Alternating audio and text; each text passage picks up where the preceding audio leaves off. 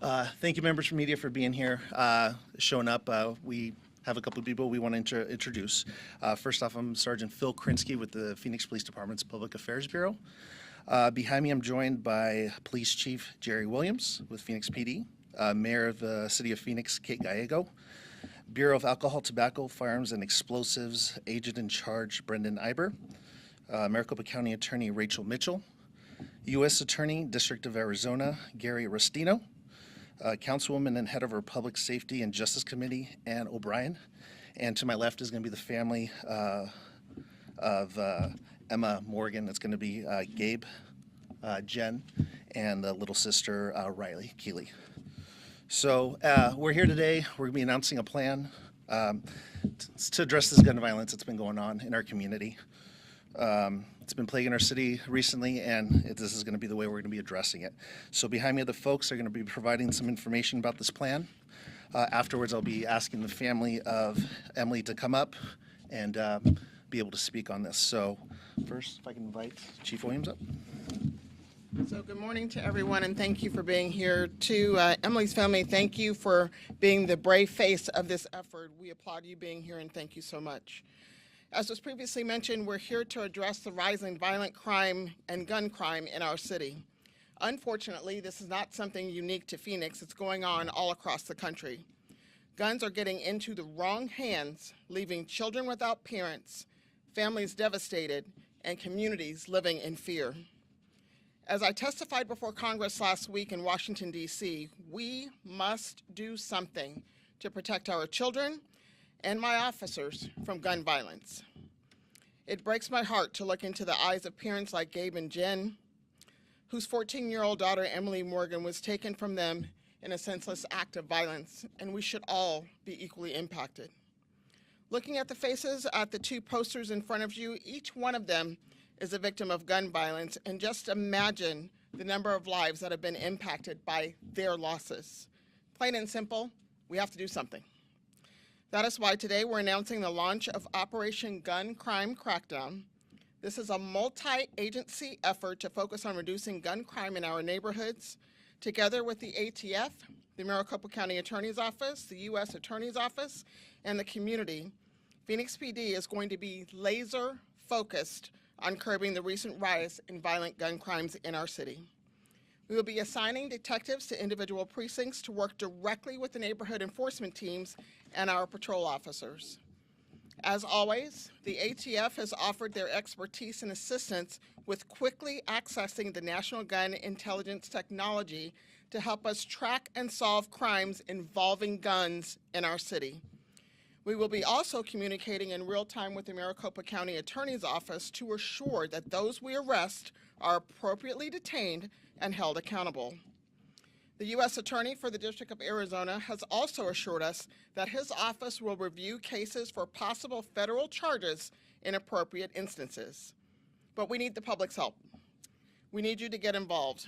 Too many times our communities have become immune to hearing gunfire in their neighborhoods and not doing anything. If you hear gunfire in your neighborhood, we want you to know we need you to call 911. Please don't turn a deaf ear. We've also set up a tip line.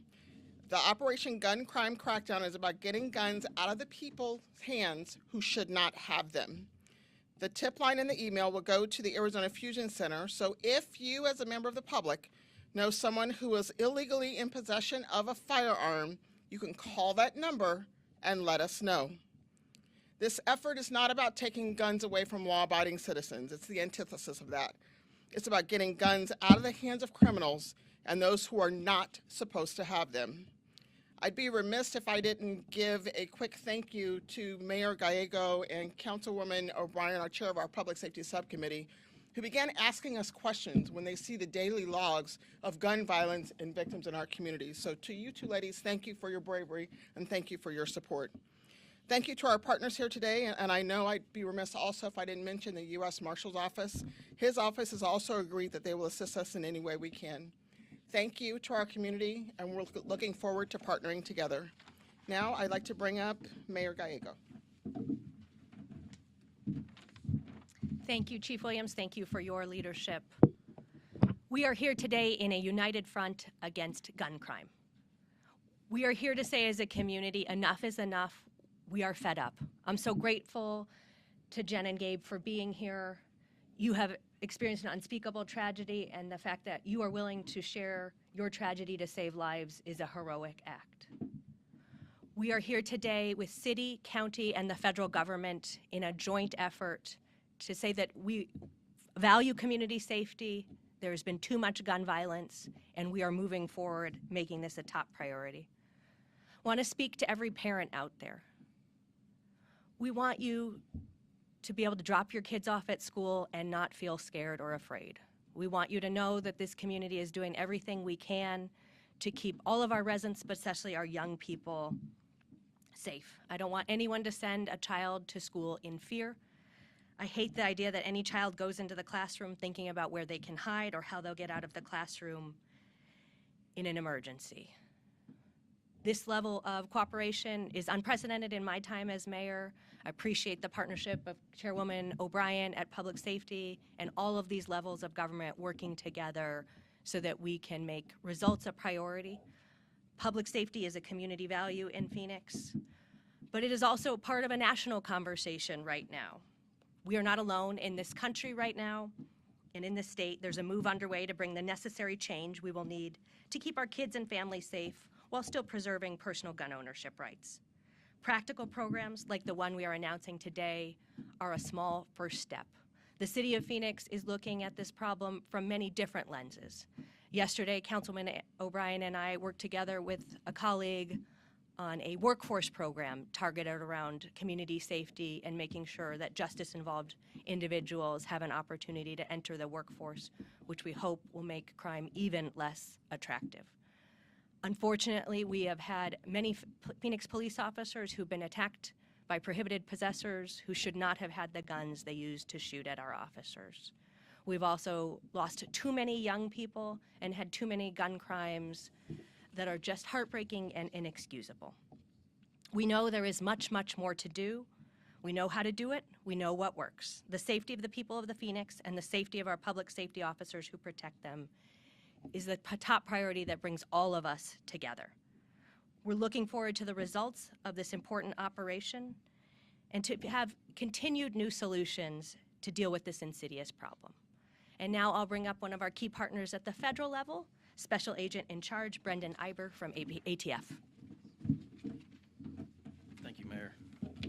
Good morning. My name is Brendan Iber. I am the Special Agent in Charge for the Bureau of Alcohol, Tobacco, Firearms, and Explosives, ATF's Phoenix Field Division. I'm here to talk about our role in this initiative and our valley-wide partnerships. To further those commitments, ATF will embed special agents inside Phoenix Police Department's Crime Gun Intelligence Unit. These agents will assist Phoenix Police Department in investigating the leads gleaned from the immediate access to NIBIN, firearms tracing, and other crime gun intelligence. My agents will support the joint mission to investigate all potential firearms charges.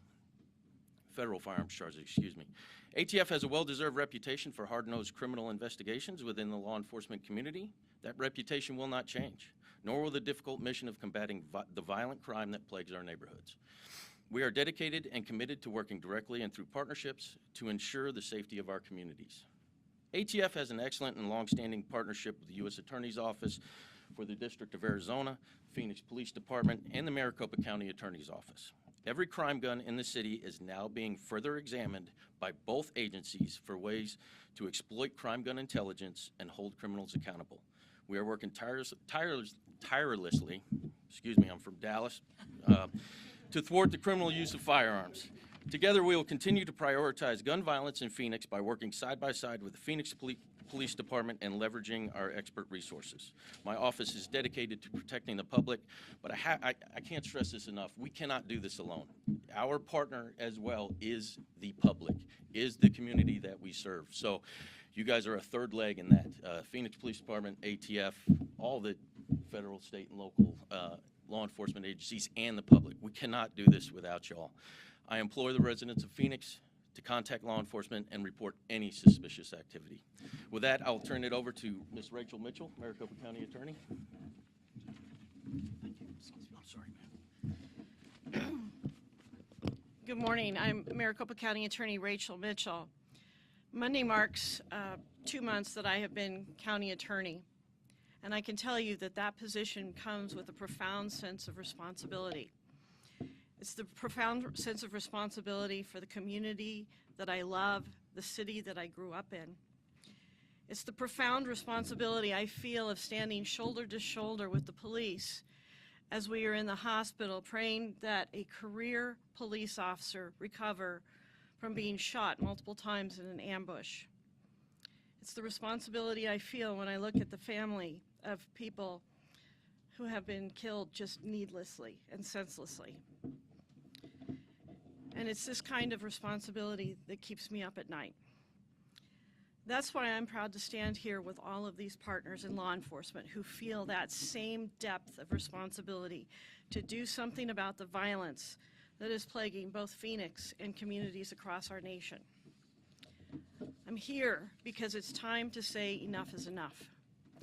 Lawlessness in this community is not going to be accepted by the police or our partner agencies, and that includes the Maricopa County Attorney's Office.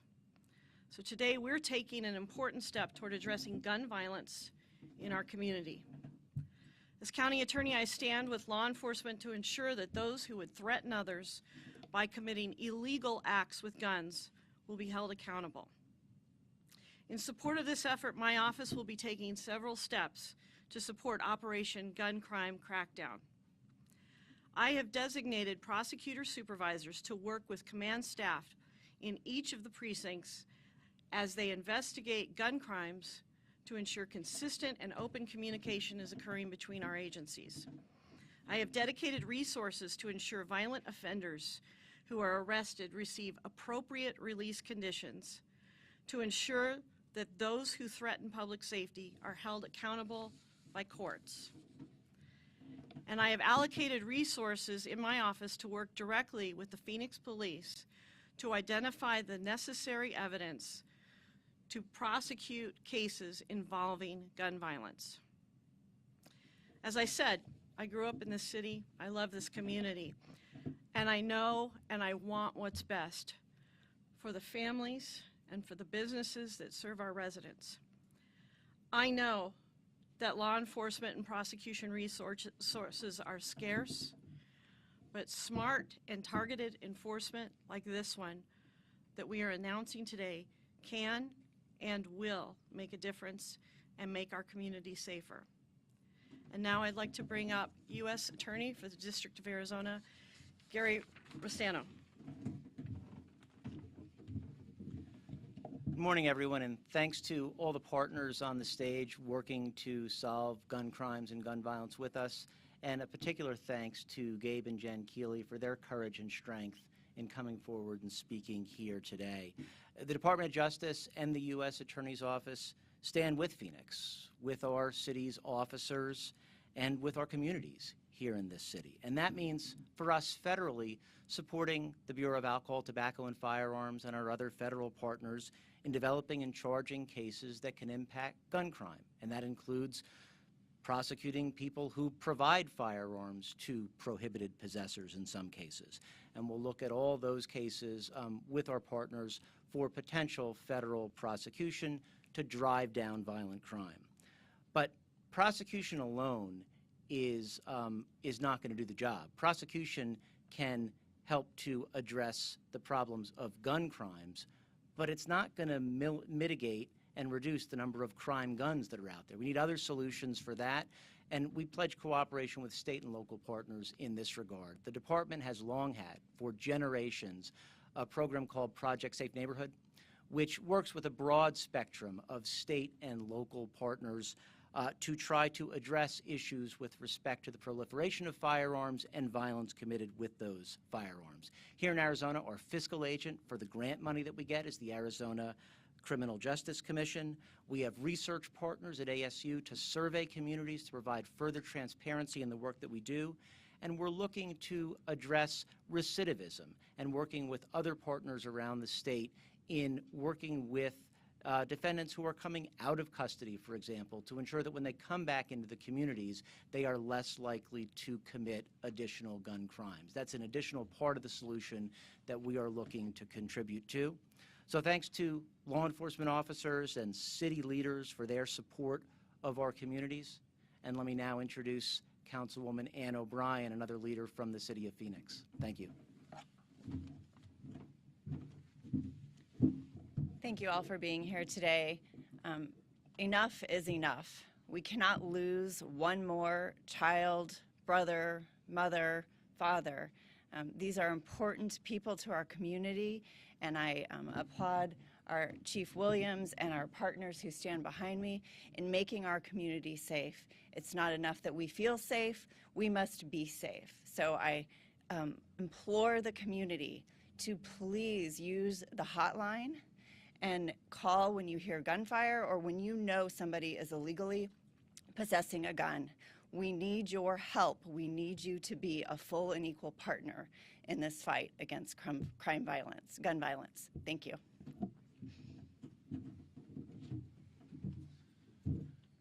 Thank you all very much for all your work and your effort putting into this, and also for getting this message out. Before I bring up the Keeley family, I'm going to open up for some brief questions for the folks behind me. Just keep in mind they are working very hard on this. There's a lot more work that needs to be done, so they do have other engagements to go to, but I will open up. Just keep that in mind when asking your questions before we bring the family, okay? You can open up a few. And so prior to questions, just real fast, I know the mayor's got like 4 other things to do. So anyone on the dais, if you wish to leave, I'll stay for a couple of questions. Thank you so much, ladies. Thanks for y'all's time today. I appreciate it. Hoping to understand what the biggest challenge that you guys face in addressing these crimes and how this is going to help solve and how this operation specifically will help deal with that. So thank you for that question. I think it helps as a force multiplier.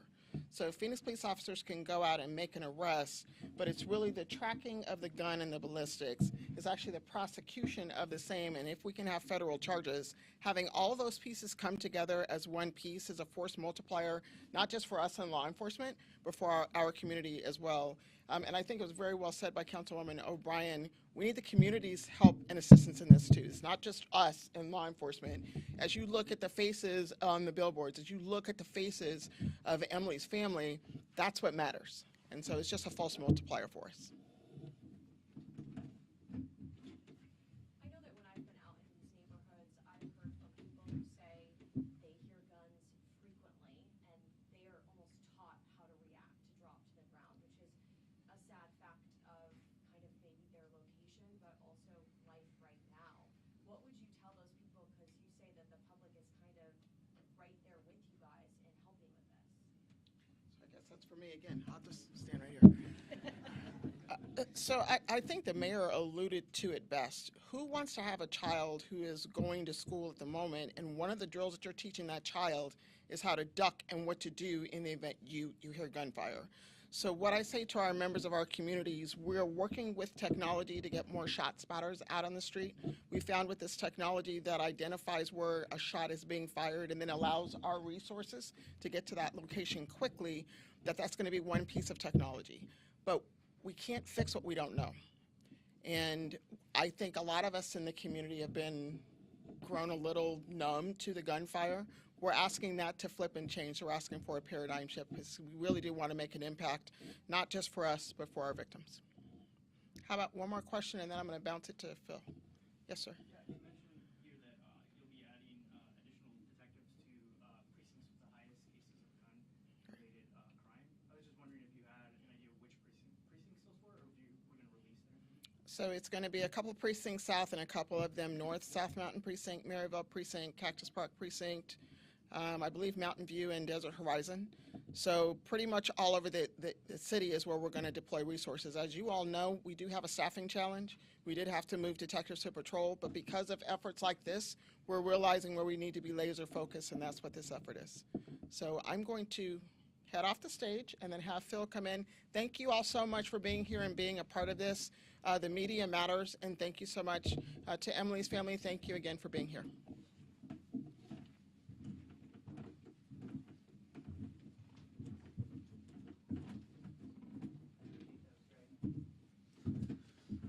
All right, thank you very much, Chief. I'm going to open up the floor if you just give us a few moments just to make the stage comfortable for the Keeley family. thing I will say when setting up, in regards to the investigation, still remains active. We are asking the community with any information to please contact them, but currently there's no further updates in regarding to this case. If I can open up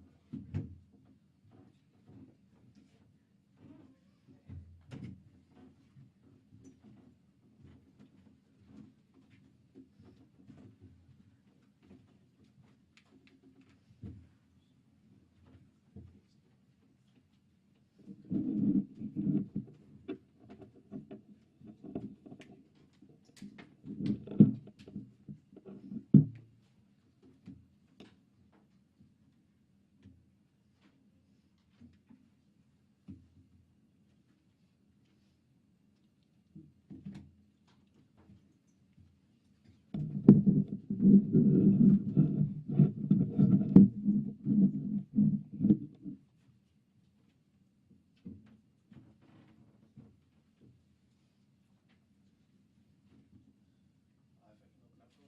question, or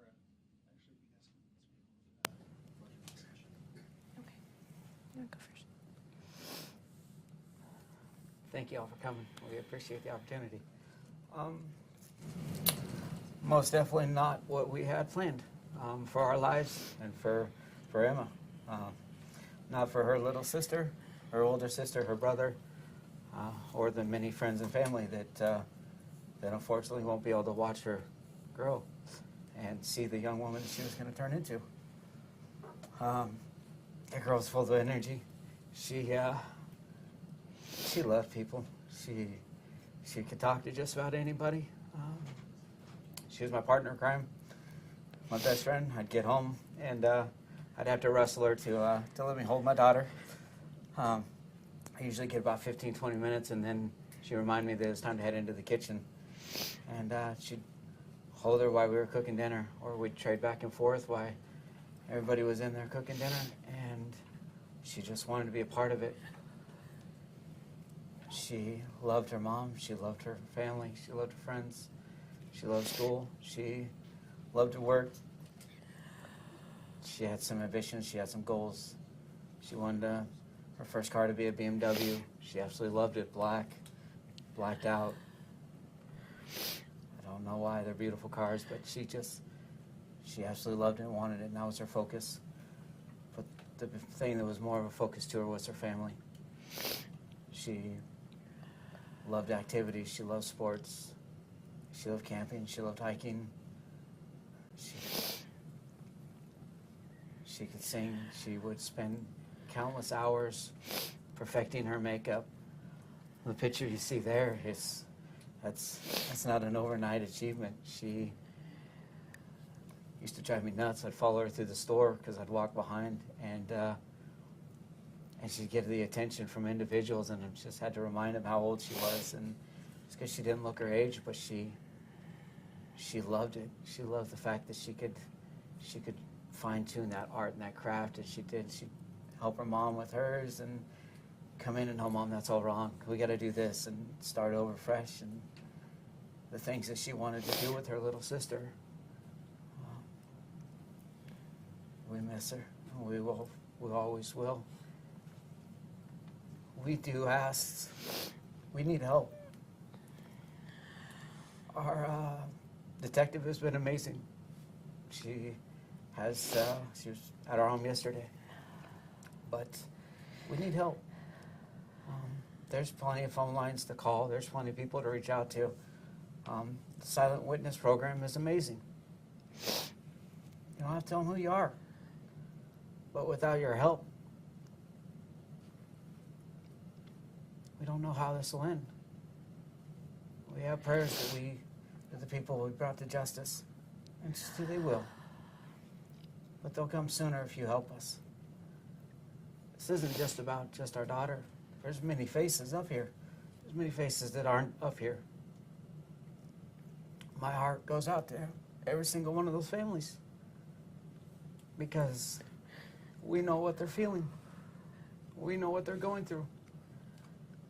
We watch our door every night and wait for her to walk through it still.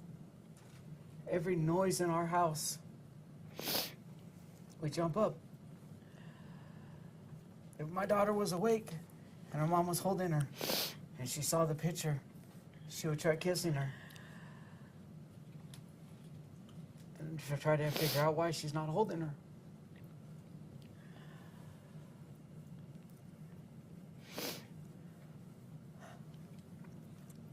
We need your help. Not just us, but other families, our community, our leaders. They're only as good as their foundation. And we're part of the foundation. So we will do whatever we can. Just 3 days before M's death, we were driving to the store. We went and got lunch together, and she was telling me about her plans, about college, about her summer plans. She wanted to open up her own business. She talked about the car. That girl could save money like no other. She had ambitions. She didn't want this. She didn't want to die young. She loved family. The day that I brought her baby sister home, she basically kidnapped her and held on to her. And at her funeral, I took Riley up to the casket so she could see her sister, and she just cried out and started trying to reach for her sister and got really mad that her big sister wasn't holding her. She leaves behind a niece the same age as our daughter, and she misses her like crazy too, her sister, her brother. Just, that girl loved to travel. She loved to cheer. She loved to make TikTok. You name it, she did it. She was so free-spirited. She was so happy. And I tried to educate my daughter on gun violence, and I've always told her to be safe. And my daughter would always tell me, "Mom, that's never going to happen to me." We had several conversations, and the same outcome is, "Mom, that's never going to happen to me." And we put our daughter to rest 2 weeks ago. Again, we can only beg you to help us. Thank you.